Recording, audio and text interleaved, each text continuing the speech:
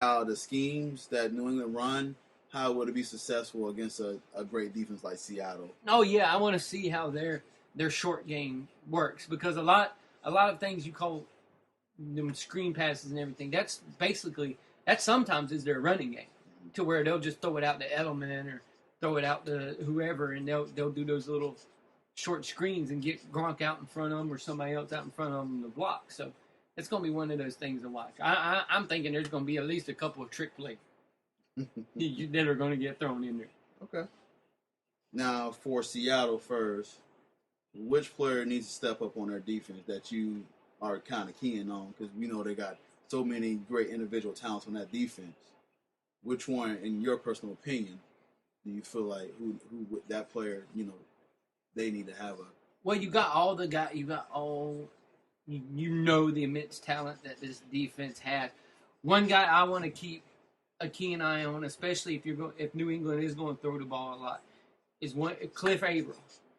Cliff Averill is going to be one of those guys that good sack guy, good speed off the edge. I want to see if he can be able to get to Tom and be able to disrupt him. You can go with anybody on that defense. That's the one guy to watch out for.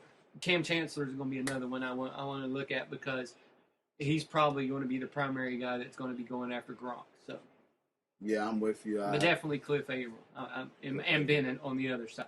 So the defensive end. Yeah, I'm with you on the Cam Chancellor as well. I know that's your second option, but I think he's going to be my first because he's going to have the task of trying to slow down Gronk and how they scheme and everything, how they set that up. And well, he's going to be so key too as well because of the way New England does those little slip screens and everything like that to make it a running game. He's going to be key in that because he'll already be close enough to where these guys throw them little slip screens. He's going to be the one shooting in there. Right. And who are you going to get to block him? You're not going to block him with a wide receiver. No. He'll blow him up. We've already seen that happen. And I'm intrigued to see how many blitzes they send Tom's way. They're not going to send a lot because that's not how this defense plays. They don't. You rarely see Seattle send any blitzes at all. Very rarely. They play a base, and that's what they stick by. They're not going to change things just because of who they're playing now.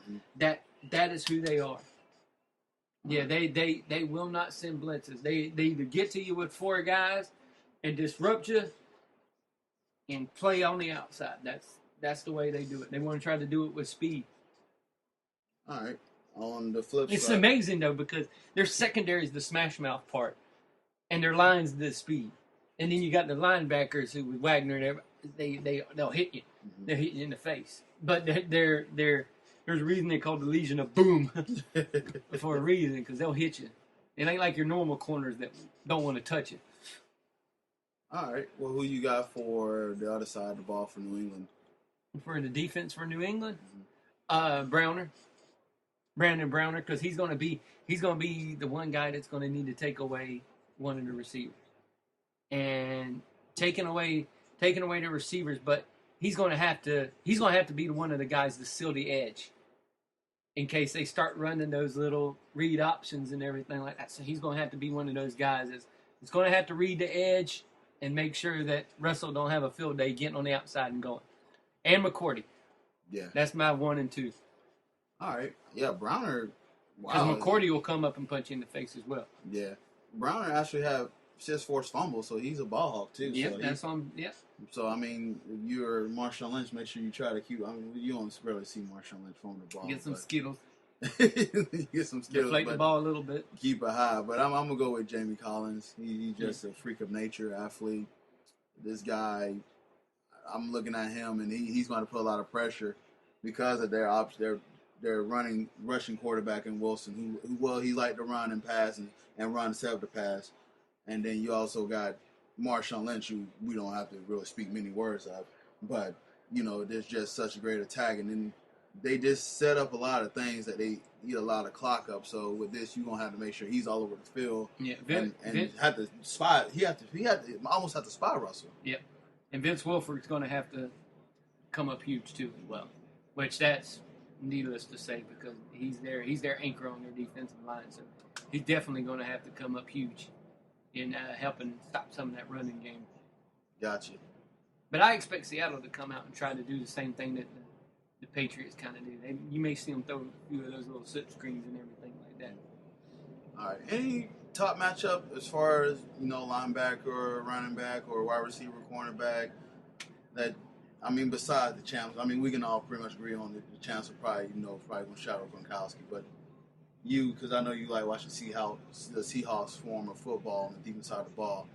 Any certain matchup you want to see them match up against New England? Like anyone certain versus element, maybe Earl Thomas versus Tom Brady. That's that little chess match that I want to see what's going on, because I want to see if Tom can look him off, make him go one way, make him go the other. Because with the way Chancellor plays, it frees Earl Thomas just to do whatever he wants. Earl Thomas stands in the middle of the field and waits.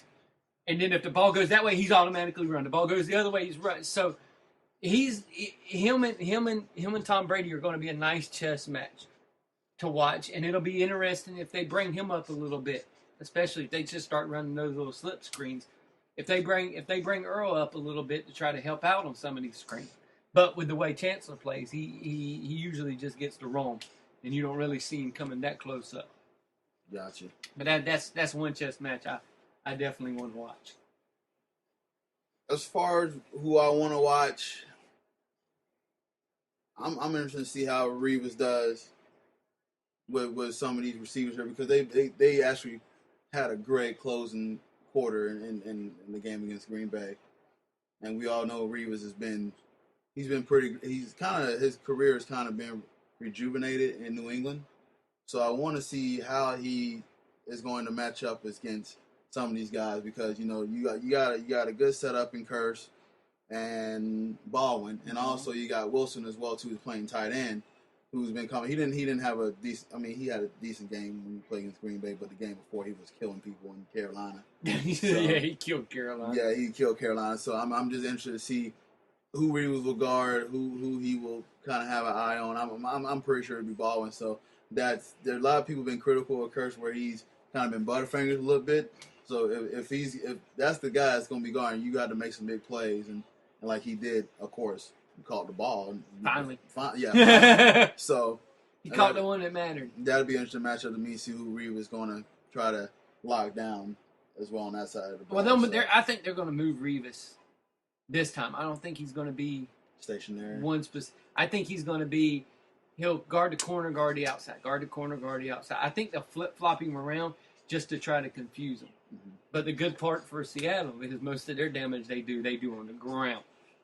So wondering where one cornerback is kind of doesn't hinder the way that they play ball. Right. But Russell can get down the field when he got. Oh, Russell can go right there. Yeah. People, I heard one guy today go, "You leave Russell Wilson in the pocket, he's an average quarterback. Average. But you have him outside the pocket, and he is way beyond average." Don't get me if I'm wrong, but that bomb that he threw to end the game at Green Bay, I think he was standing in the pocket. A lot of the passes he throws, he's standing in the pocket.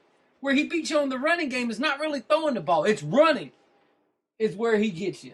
But doesn't he one of those quarterbacks that runs and then look to pass on the run? Oh, yeah. He just run? But he keeps his eyes all the way downfield. It's like I told you the one day. He's not these Kaepernick, RG3, Cam Newton. He's not those guys where if one or two things is done, he's gone and he's never looking downfield while he's running. Mm-hmm.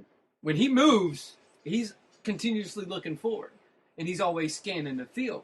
Then if it's his last resort and there's no one standing around, and he goes. Yeah. And that's the big thing with him. But he's a very underrated pocket passer. Yeah. And they need to recognize that before you start calling a dude like that average. Gotcha. All right. I want to ask your gut feeling here because I want to break down special teams. Usual, you got the 24 yards per kickoff return average for Seattle, and then they also got 11.5 yards per average there. New England, 21.2 kickoff return, 9.2 punt return average. Gut feeling, special teams touchdowns for either our teams. They're going to be a fake. I think there's going to be either a fake somewhere in there that's going to happen, and that's what's going to be bringing the special teams up. Is somebody's going to end up faking something. Somebody's going to end up doing an onside kick where you're not supposed to see it, or something weird like that is going to happen. something weird on special teams is going to end up turning the game around. Yeah. Much like it did during the Green Bay game. That's why I say, because they always say in football, if you win 2 out of those 3, then you most likely going to win the game. Special teams or offense. Well, last year special teams won it. Special teams really knocked Denver right out of it, especially when they come right out, kick the ball to Percy, and Percy takes off. I'm like, there's your ball game right there. Yeah, so I mean, special teams definitely going to be a big part of it. It's a knockout blow when something happens on special teams, and special teams is one of those big game turners.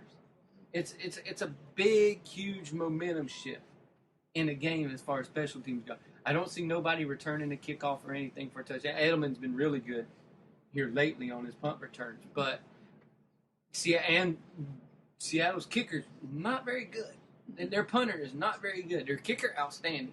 Their punter though, he's suspect some of the time. Yeah, and that's my one big concern for Seattle on special teams. But I see something fishy happening on special teams that turns it around. Okay. Pete Carroll prides himself on special teams. Now we're gonna go with the advantage, and you tell me who's got the advantage. First is special teams. What team got the advantage? Just because their punter's better, I go with New England. New England.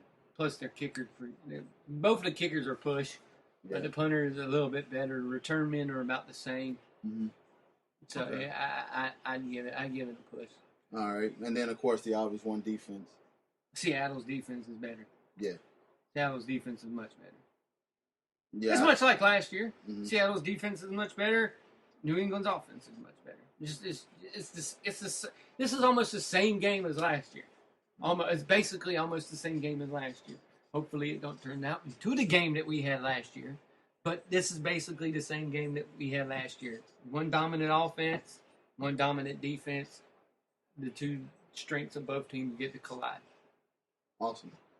All right, ladies and gentlemen, we're going to take a quick break, and we'll come back and discuss the offense side of the ball, make some picks, and go on some random stuff here. We already know who I'm thinking. So, stay tuned, ladies and gentlemen. This is Ball Court Podcast. We'll return shortly.